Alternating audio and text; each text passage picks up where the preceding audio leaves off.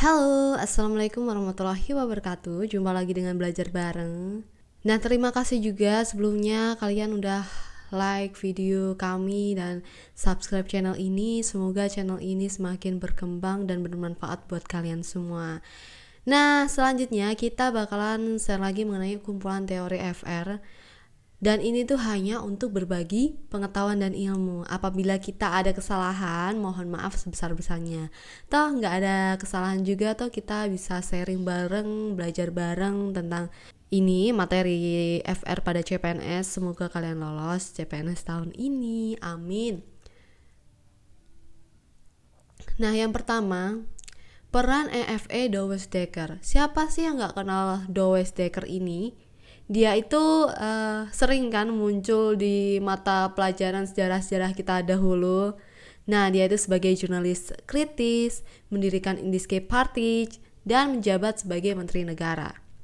Kita akan bahas satu persatu ya. Sebagai jurnalis kritis, Ernest menjadikan surat kabar sebagai cikal bakal pembangunan gerakan. Ia merekrut banyak pemuda pelajar yaitu Surjo Pranoto, Cokrodirjo, Cipto, dan Gunawan Mangunkusumo. Ia juga menjalin hubungan dengan pemuda-pemuda radikal di Stovia. Nah, rumahnya ini menjadi pusat pertemuan, diskusi, dan rapat pergerakan. Batavia's Nieuwsblad tak bisa lama dijadikan alat pergerakan. Karenanya, Ernest keluar dan membuat surat kabar sendiri. Mula-mula membuat majalah bulanan Het Tijdschrift, kemudian mendirikan koran The Express. The Express ini benar-benar dibuatnya bergaris radikal progresif, orang-orang menyebutnya neo-multatulian. Nah, sebagai jurnalis kritis, Ernest menjadikan surat kabar sebagai cikal bakal pembangunan gerakan. Ia merekrut banyak pemuda pelajar, seperti Surjo Pranoto, Cokrodirjo Cipto, dan Gunawan Mangunkusumo. Ia juga menjalin hubungan dengan pemuda-pemuda radikal di Stovia. Rumahnya menjadi pusat pertemuan, diskusi, dan rapat pergerakan. Batavia's Nieuwsblad tak bisa lama dijadikan alat pergerakan. Karenanya, Ernest keluar dan membuat surat kabar sendiri. Mula-mula membuat majalah bulanan Het Tijdschrift, kemudian mendirikan koran The Express. The Express benar-benar dibuatnya bergaris radikal progresif, orang-orang menyebutnya neo-multatulian, sehingga dia disebut sebagai jurnalis kritis. Selanjutnya mendirikan Indische Party. Bersama Cipto Mangunkusumo dan Ki Hajar Dewantara, Douwes Dekker mendirikan partai politik pertama di Indonesia bernama Indische Party, guna membangkitkan patriotisme orang Hindia untuk tanah yang memberi kehidupan. Tujuannya ini mendorong bekerja sama atas dasar persamaan hak politik nasional guna mengembangkan tanah air Hindia. Selain itu, untuk mempersiapkan sebuah kehidupan bangsa yang merdeka. Kehadiran partai ini meniupkan roh di awal masa pergerakan dan merupakan fondasi penting nasionalisme Hindia. Pada rentang masa setelah IP bubar, kemudian dibentuk pula National Indische Party atau NIP sebagai organisasi pelanjut Indische Party yang telah dilarang. Pembentukan NIP ini menimbulkan perpecahan di kalangan anggota insulin antara yang moderat atau kebanyakan kalangan Indo dan yang progresif ini menginginkan pemerintahan sendiri. Kebanyakan orang Indonesia pribumi. Nah, NIP ini akhirnya bernasib sama seperti IP, tidak diizinkan oleh pemerintah. IP ini adalah Indische Party ya. Selanjutnya dia menjabat sebagai Menteri Negara. Ia juga menjabat sebagai Menteri Negara tanpa portofolio dalam Kabinet Syahrir III yang hanya bekerja dalam waktu hampir 9 bulan. Selanjutnya berturut-turut ia menjadi anggota delegasi negosiasi dengan Belanda, konsultan dalam Komite Bidang Keuangan dan Ekonomi di delegasi itu, anggota DPA, pengajar di Akademi Ilmu Politik, dan terakhir sebagai Kepala Seksi Penulisan Sejarah atau Historiografi di bawah Kementerian Penerangan. Di mata beberapa pejabat Belanda, ia dianggap komunis, meskipun ini sama sekali tidak benar. Yang kedua, ini para pemegang jabatan di BPUPKI. Seperti yang kita tahu, BPUPKI adalah organisasi yang dibentuk pada tanggal 1 Maret 1945 guna membahas bentuk dasar negara Indonesia. Struktur susunan organisasi BPUPKI terdiri dari Ketua BPUPKI, itu adalah KRT Rajiman Widyo Diningrat, Wakil Ketua BPUPKI yaitu Ichi Bangasio dan RP Suroso, Sekretaris BPUPKI adalah RP Suroso atau Ketua Sekretaris, Toyohito Masuda wakil sekretaris, dan Abdul Ghaffar Pringgodikdo ini wakil sekretaris juga. Sedangkan bendahara BPUPKI ini adalah AG Pringgodikdo. Beliau selain menjadi wakil sekretaris juga menjadi bendaharanya sekretaris. Jumlah anggota BPUPKI ini adalah 67 orang, di mana 60 orang Indonesia plus 7 orang Jepang. Yang ketiga, mengenai nasionalisme yang dimiliki Soekarno. Seperti apa itu? Nah, dalam artikel yang ia tulis tahun 1932, Demokrasi Politik dan Demokrasi Ekonomi, Soekarno menyinggung inti dari sosionasionalisme yang ia rumuskan. Nasionalisme kita haruslah nasionalisme yang tidak mencari gebiarnya atau kilaunya negeri keluar saja, tetapi haruslah mencari selamatnya manusia. Nasionalisme kita haruslah lahir daripada menselijik. Nasionalismeku adalah nasionalisme kemanusiaan, begitulah Gandhi berkata. Nasionalisme kita oleh karenanya haruslah nasionalisme yang dengan perkataan baru yang kami sebut sosionasionalisme. Dan demokrasi yang harus kita cita-citakan haruslah demokrasi yang kami sebutkan, yaitu sosiodemokrasi. Jelaslah bahwa inti dari paham sosionasionalisme atau nasionalisme Indonesia yang digagas Soekarno haruslah nasionalisme yang bertujuan mencapai kebahagiaan umat manusia dan bukannya nasionalisme yang mengagung-agungkan negeri ini di kancah internasional saja. Maka dari itu, Soekarno menginginkan yang menjadi landasan nasionalisme Indonesia adalah kemanusiaan. Tampak adanya kesesuaian sosionasionalisme dengan paham humanisme, sehingga sesungguhnya kekhawatiran akan ideologi nasionalisme Soekarno yang akan mengarah pada fasisme tidak beralasan. Soekarno meneguhkan kembali landasan nilai yang menjadi inti dari nasionalisme Indonesia, yakni kemanusiaan, dalam pernyataan berikut ini. Nasionalis yang sejati, yang cintanya pada tanah air itu bersendiri pada pengetahuan atas susunan ekonomi dunia dan riwayat, dan bukan semata-mata timbul dari kesombongan bangsa belaka.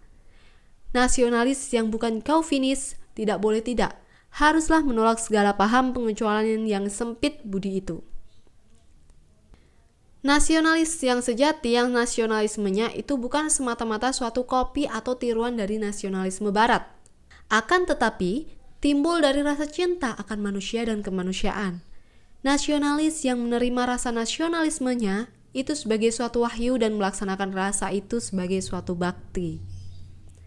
Baginya, maka rasa cinta bangsa itu adalah lebar dan luas, dengan memberi tempat pada segenap sesuatu yang perlu untuk hidupnya segala hal yang hidup. Yang keempat, mengenai peran Ahmad Soebardjo. Seperti yang kita tahu, Ahmad Soebardjo dapat dianggap orang yang memiliki peranan penting pada masa proklamasi, karena namanya sering disebut ya, dan menjalankan berbagai macam kebijakan sebagai Menteri Luar Negeri pertama di Indonesia. Itu adalah Ahmad Soebardjo. Ahmad Soebardjo ini adalah orang yang dimana dipilih sebagai anggota dari BPUPKI. Ahmad Soebardjo diangkat oleh Gun Seikanbu yang dimana ia mendapatkan status keanggotaan tersebut dikarenakan ia adalah orang yang memiliki sebuah pengalaman kerja yang dimana dilakukan untuk Laksamana Muda Maida. Ahmad Soebardjo adalah orang yang menyumbangkan buah pemikirannya dalam pembentukan dari dasar negara bagi Republik Indonesia. Ahmad Soebardjo sebagai orang yang dimana memiliki sebuah pengaruh yang besar, kemudian ia juga sebagai seorang yang dimana mampu menjadi orang yang memberikan berbagai macam pemikiran yang dimana berguna untuk menyusun dasar negara. Dia juga membujuk Laksamana Muda Maida untuk menggunakan rumahnya sebagai tempat menyusun naskah proklamasi. Dikarenakan pangkat dari Laksamana Muda Maida yang tinggi, hal tersebut membuat pihak dari Tentara Angkatan Darat Jepang sendiri tidak akan memiliki kuasa untuk masuk ke dalam rumah tersebut, yang dimana kemudian membuat Soekarno dan Hatta akan lebih terjamin keselamatannya. Dia juga ditunjuk sebagai Menteri Luar Negeri pertama di Indonesia. Setelah melakukan proklamasi kemerdekaan Indonesia yang dimana dilakukan pada tanggal 17 Agustus 1945, membuat Ahmad Soebardjo sebagai orang yang ditunjuk oleh Presiden Soekarno untuk menjadi Menteri Luar Negeri pertama di Indonesia, yang dimana tugasnya adalah untuk meyakinkan sekutu bahwa Indonesia telah merdeka dan melucuti senjata Jepang. Beliau menjadi penengah golongan tua dan muda dalam peristiwa Rengas Dengklok. Bersama Insinyur Soekarno dan Dr. Andes Muhammad Hatta, beliau menyusun teks proklamasi kemerdekaan di Rumah Laksamana Maida. Yang kelima, mengenai peran Muhammad Hatta. Muhammad Hatta memiliki beberapa peranan di dalam melakukan pertahanan dari kemerdekaan, yaitu 1. Melakukan pembentukan Perhimpunan Indonesia. 2. Menjadi seorang pemimpin dari Putra, yaitu Pusat Tenaga Rakyat. 3. Menjadi seorang anggota Panitia 9 yang dimana melakukan perumusan terhadap Piagam Jakarta. 4.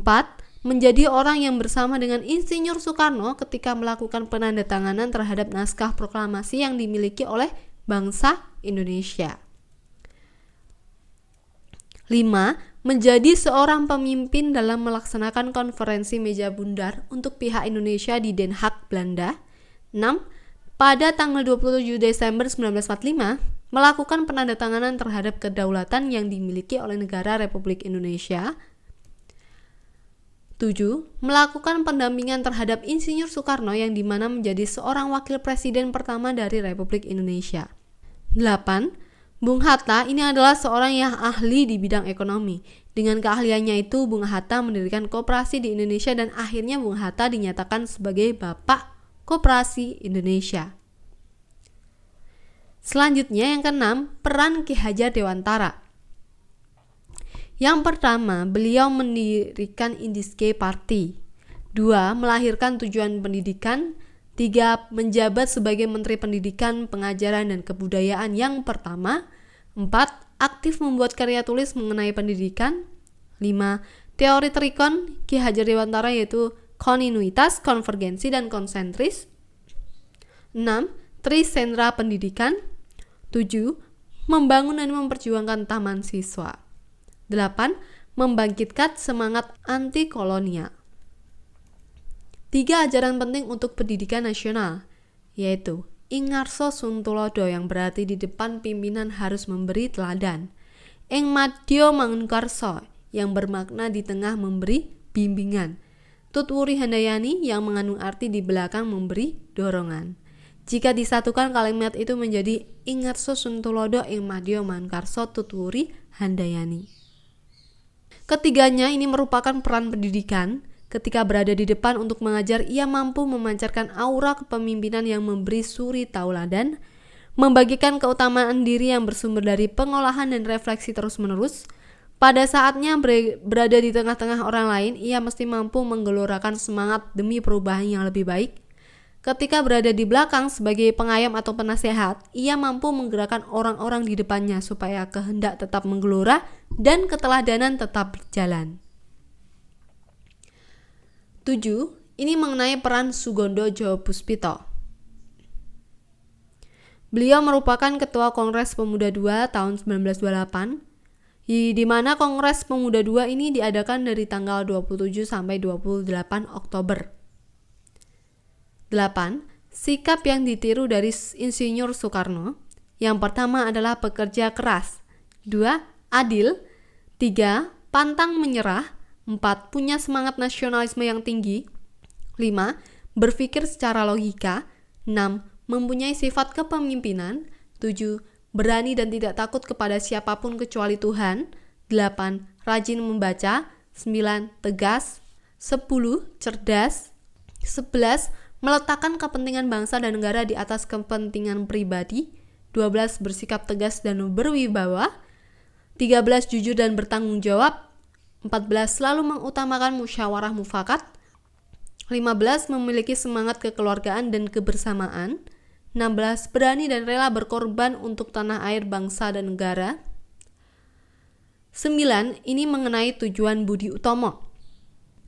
Yang pertama, memajukan pengajaran sama seperti apa yang telah dibayangkan oleh Dr. Wahidin. Ini merupakan suatu usaha atau upaya pertama untuk meraih kemajuan nasional. 2. Mempromosikan pertanian, peternakan, perdagangan sehingga dipahami jika kemajuan juga harus meliputi dalam bidang ekonomi. 3. Memajukan teknik dan juga industri yang artinya jika ke arah itu sudah menjadi ideal. 4. Memajukan kebudayaan dan menjunjung tinggi cita-cita kemanusiaan dalam upaya mencapai kehidupan yang layak. 10 mengenai tujuan Sarekat Islam. Yang pertama, mengembangkan jiwa dagang. 2. Membantu anggota-anggota yang mengalami kesulitan dalam bidang usaha. 3. Memajukan pengajaran dan semua usaha yang percepat naiknya derajat rakyat. 4. Memperbaiki pendapat-pendapat yang keliru mengenai agama Islam. 5. Hidup menurut perintah agama. Selanjutnya yang ke-11, tokoh rumusan dasar negara. Rumusan Soekarno. Soekarno menyampaikan rumusannya yang dikenal dengan Ekasila, Trisila, dan Pancasila. Ekasila hanya terdiri atas satu sila yakni gotong royong. Sementara Ekasila terdiri atas 3 sila yakni sosionasionalisme, sosiodemokratis, dan ketuhanan. Adapun Pancasila itu terdiri atas 5 sila yakni kebangsaan Indonesia atau nasionalisme, internasionalisme atau perikemanusiaan, mufakat atau demokrasi, kesejahteraan sosial, dan ketuhanan. Rumusan Supomo. Rumusan Pancasila atas usulan Dr. Supomo terdiri atas 5 sila yakni persatuan, kekeluargaan, keseimbangan lahir batin, musyawarah, keadilan rakyat. Rumusan menurut Muhammad Yamin saat berpidato yaitu diantaranya peri kebangsaan, peri kemanusiaan, peri ketuhanan, peri kerakyatan, kesejahteraan rakyat. Nah, itu merupakan rangkuman teori FR dari Belajar Bareng, dan masih ada episode keduanya, ketiga, dan ke selanjutnya karena masih banyak yang harus kami share lagi. Semoga hari ini bermanfaat. Semangat selalu. Thank you for watching. Wassalamualaikum warahmatullahi wabarakatuh.